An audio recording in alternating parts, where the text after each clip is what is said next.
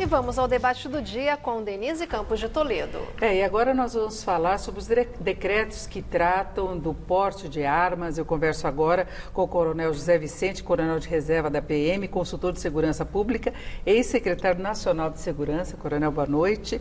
E aqui do meu lado o Coronel Tadeu, que é oficial da Polícia Militar do Estado de São Paulo, deputado federal pelo PSL de São Paulo, partido do presidente Bolsonaro. Boa noite também. Boa noite, Denise. Boa noite, Coronel Vicente. Bom, temos de novo a expectativa de votação da proposta aí relativa às armas, que vem sendo adiada, mas há uma expectativa a partir desta semana de terça-feira.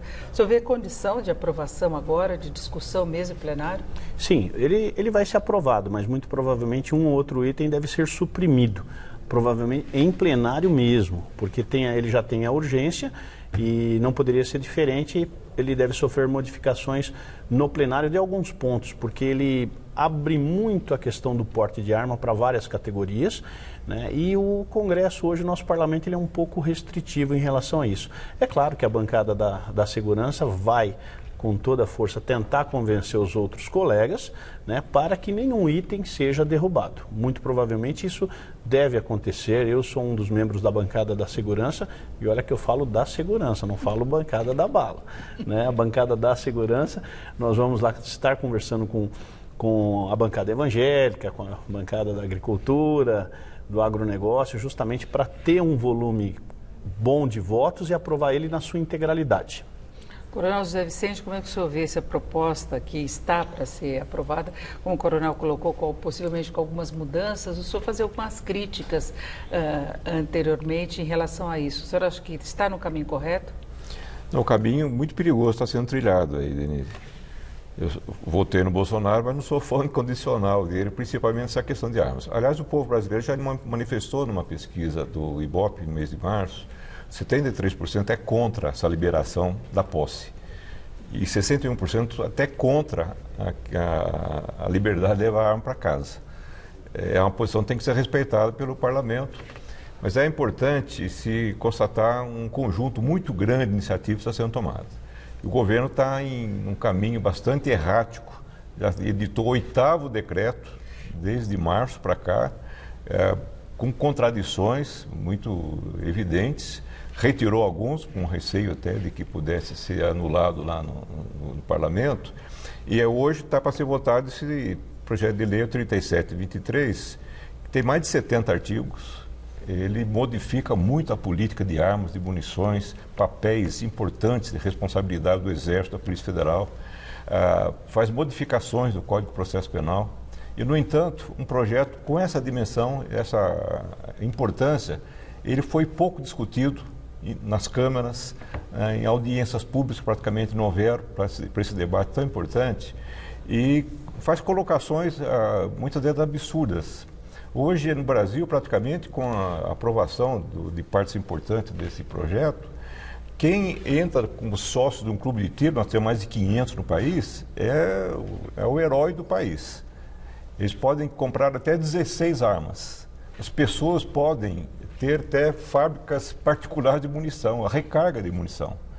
E isso, naturalmente, nós sabemos o perigo dessas armas irem municiar depois em mãos criminosas.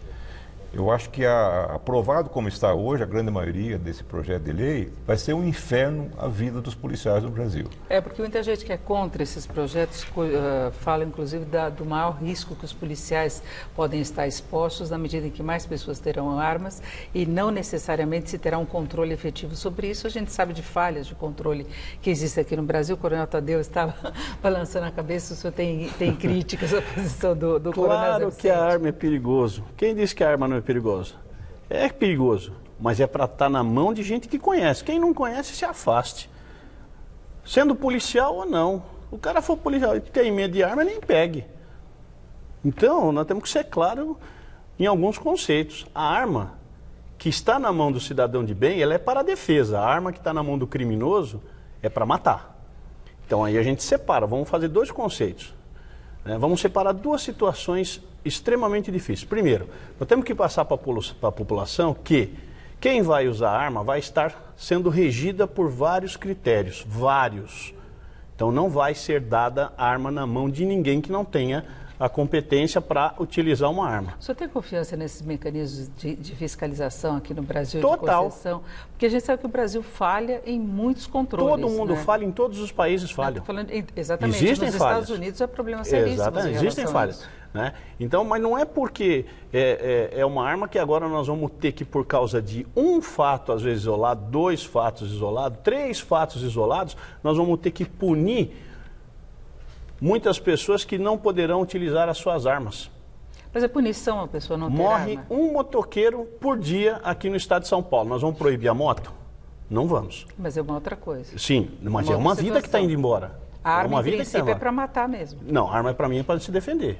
Se eu fosse para matar, eu já estaria matando todo mundo. No extremo chega para matar. A moto ninguém vai usar para matar. Não, você sabe muito bem que eu ando armado. Acabei de dizer para você que eu ando armado. Né? Ela perguntou, então eu respondi, ando armado sim. E eu uso a arma para me defender. A mim, a vida da minha família e a vida de quem que estiver perto. Se você estiver no carro da frente, Denise, e eu estiver atrás do seu carro dirigindo e um bandido for praticar algum roubo contra você, você não tem a menor dúvida que eu vou matar aquele bandido. Mas o senhor sabe, o senhor está preparado para isso. Mas é isso que eu estou querendo dizer. Comum, não. Exatamente. Eu estou preparado e o cidadão comum também vai estar preparado, porque eu falei de critérios rígidos. Então, nós temos hoje clube de tiros credenciados pela Polícia Federal que farão toda essa triagem, vão habilitar essas pessoas, emitir um certificado, ele vai passar por teste psicológico, por teste psicotécnico, justamente para não se cometer o erro de dar uma arma na mão de quem não sabe usar. Coronel. Então, quem não quer usar, eu respeito todo o direito, realmente. Não use mesmo, porque você não está preparado para aquilo. Agora, se o sujeito quer utilizar e tem o devido preparo, por que não? Eu vejo muitos filósofos falarem, mais armas, mais crimes. Não, é o contrário. No mundo todo já foi provado. Mais armas, menos crimes. Então, os Estados Unidos... O monte de atentados que nós temos de violência... Estados Unidos, Inglaterra, Austrália, Nova Zelândia, o país que você quiser, eu te dou estatísticas para dizer que mais armas, menos crimes. Um dado agora, o Ministério da Justiça tem divulgado apreensões e mais apreensões de armas. É o outro lado, é o lado da prevenção. Vamos partir para cima do traficante de armas. Está prendendo muita arma, né? E, ao mesmo tempo, está também oferecendo a possibilidade de armar mais a população e entregando mais armas às corporações. Os crimes caíram 20% esse ano. Eu quero ouvir o Coronel Zé Vicente, que também sabe lidar com armas, sabe como é que funciona esse mecanismo, o senhor que é especialista em segurança. Olha, Denise, eu, das primeiras campanhas de entrega de armas, eu entreguei minha arma na Polícia Federal. Eu aconselho o cidadão que faça a mesma coisa, não se arme. O projeto de lei, ele estabelece, inclusive para algumas categorias que manipulam dinheiro cotidianamente, como se diz, poderão ter a arma sem precisar de qualquer justificativo, porque é considerado uma atividade de risco. Motorista de táxi, comerciantes que fecham o comércio, vai para casa com o dinheiro, todos eles terão direito à arma. Terão direito até 6 armas. Alguém precisa de 6 armas? Uma preocupação tão grande é que agora vai se liberar armas que têm uma potência até 4 vezes maior do que um revólver 38. Para que alguém precisa disso? Vão ter armas mais potentes do que a maioria das polícias tem no Brasil. Vamos lembrar, essa história de cidadão de bem é um problema muito sério. Quem que é cidadão de bem? O ex-procurador-geral, o Janot, é uma pessoa de bem, formado em direito, fiscalizava o cumprimento da lei. Ele não falou, a gente não sabe se é verdade, mas vamos confiar no que ele disse, nessa bobagem que ele falou, que ele estava armado e foi disposto a matar o ministro do Supremo e se matar em seguida, porque tinha uma arma à mão. Então, pessoas de bem, elas podem se desequilibrar, ter um desequilíbrio emocional intenso, matar a esposa no feminicídio, matar o vizinho. E suicídio, né? Inclusive nós tivemos uma campanha recentemente. A chance é de 5 vezes maior de suicídio por ter armas em casa. Então, a arma é um instrumento feito para matar. Infelizmente, essas pessoas, clube de tiro, vão credenciar. Nós sabemos como é o credenciamento no país. Com 500 clubes de tiro, quem fiscaliza isso? O Exército vai fiscalizar? Nós vamos acreditar nisso? O governo vai dar 10 anos para revalidar um exame psicológico, por exemplo, para fazer uma revalidação da posse da arma.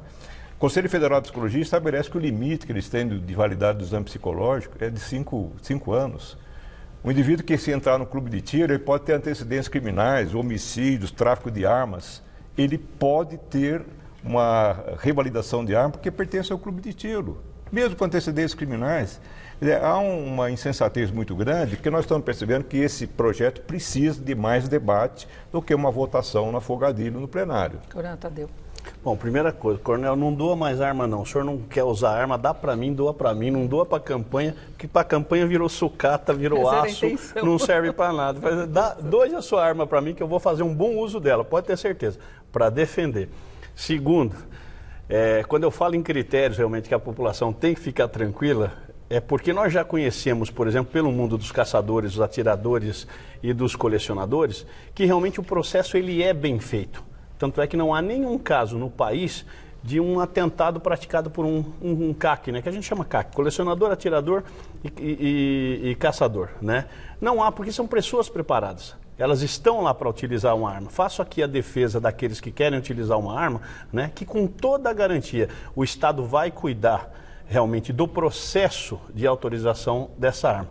Outra coisa, o Coronel Vicente falou na questão, na questão do preparo. Se fosse assim, eu falo assim, um motoqueiro desequilibrou, ele caiu, morreu. Eu volto na questão da moto. A moto mata mais do que arma hoje no Brasil. Muito mais. Acidente de trânsito mata muito mais. Não, nós vamos arrancar moto e carro? Não. Por isso que eu estou falando. Mas também tem uma falha no preparo. Não. Tem uma falha no preparo nisso e tem irregularidade nas autoescolas, se o senhor quer usar essa relação. Não, sim, mas nenhum processo, Denise, no mundo inteiro ele é 100% infalível. Nenhum.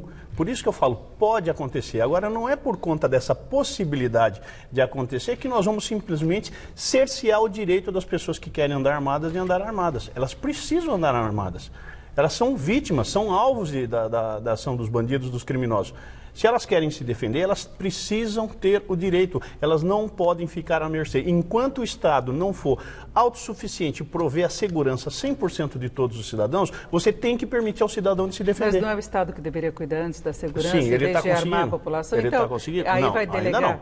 Então, por isso que eu estou falando, não é questão de delegar, é dar oportunidade da legítima defesa. O Código Penal é claro, artigo 23, excludente da criminalidade. Um deles, estado de necessidade e legítima defesa, dele ou de outrem. Então é a lei que já permite a pessoa se defender. E se eu não tiver uma arma, por exemplo, eu posso ter um pedaço de pau, um pedaço de ferro.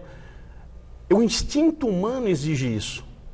Que no momento de desespero, de medo, de emoção... Mas a arma tem uma precisão muito maior. Mas não tem a medo, mas é a melhor coisa. Eu prefiro ter uma arma do que um porrete na mão. O que a gente tem observado são os dados levantados com as pesquisas muito sérias feitas no Brasil. Não vamos pensar em Estados Unidos, Inglaterra ou Nova Zelândia. O problema é o Brasil. Nós sabemos que os locais que tiveram um maior acesso de arma, no caso do Norte e Nordeste, tem uma proporção muito maior do Sul e Sudeste, eles têm os níveis mais violentos no país, em termos de homicídios. O Brasil é recordista, 70% das mortes de homicídios é com arma. No mundo, de maneira geral, 40%. Nós matamos mais por questões culturais, por fragilidades da própria legislação, capacidade de resposta de polícia e justiça. Mas o fato é o seguinte, o cidadão com uma arma na mão, ele não vai ter o preparo. Um policial aqui em São Paulo dá 700 tiros para sair para a rua. Ele vai dar 50 tiros no estande de tiro, no clube de tiro, vai se achar habilitado. E depois tem uma questão emocional, que o treinamento que os policiais fazem, que o cidadão não vai fazer. A hora que ele estiver com a arma no carro e vier um assaltante, ele acha que a arma vai ser o suficiente, que o preparo para a reação a situações de estresse, ele não vai ter. A experiência que tem aqui no Brasil é que as pessoas armadas, quando são assaltadas, mais da metade dessas pessoas acabam tomando tiro. Não tomariam tiro se não estivessem armadas. Mesmo o latrocínio, que é a morte em assaltos, apesar de ser um crime muito grave, ele é bastante raro até no país. Não é raro. O fato é que armado não vai dar a garantia de ter a segurança que supostamente o governo deveria ter dado. Quando nós estamos chegando no final, Coronel Tadeu, o senhor vê condição de uma discussão mesmo em plenário no curto prazo? Ou o senhor acha que a agenda vai continuar atropelando esse projeto? Possa ser que a gente atropele, é bem provável, por enquanto nós não vencermos a pauta do Congresso Nacional. Isso pode acontecer, então eu acredito que para essa semana não vota e também para outra não. Porque eu agora acredito que esse projeto da arma, ele deve ficar para daqui a 15 dias ou mais até, que é o projeto 3723 do deputado Alexandre Leite. Né? Eu acredito, mas a discussão ela vai ocorrer realmente em plenário, né? Deve ser uma discussão calorosa, tomando bastante tempo da nossa sessão. Acredito que não vença isso num dia, numa sessão só. Ela deve ultrapassar realmente esse período, mas eu acredito realmente na aprovação, se não na sua totalidade, né, mas pelo menos numa boa parte ela vai acontecer. Mas aí pode acontecer restrições, como passou no pacote de crime, nós já tivemos vários outros com restrições também, não é? Sim, existem alguns pontos polêmicos e nesses pontos polêmicos o deputado fica meio dividido e aí se nós conseguirmos convencê-lo, ótimo, se não convencer, seremos votos vencidos e aceitaremos. Perfeito. Eu conversei aqui com o Coronel Tadeu, que está aqui do meu lado, oficial da Polícia Militar do Estado de São Paulo e deputado federal pelo PSL de São Paulo. E Coronel José Vicente, que é coronel de reserva da PM, consultor em segurança pública. Muito obrigada aos dois. Eu agradeço, obrigado. Uma boa noite. Laerte, Luciana.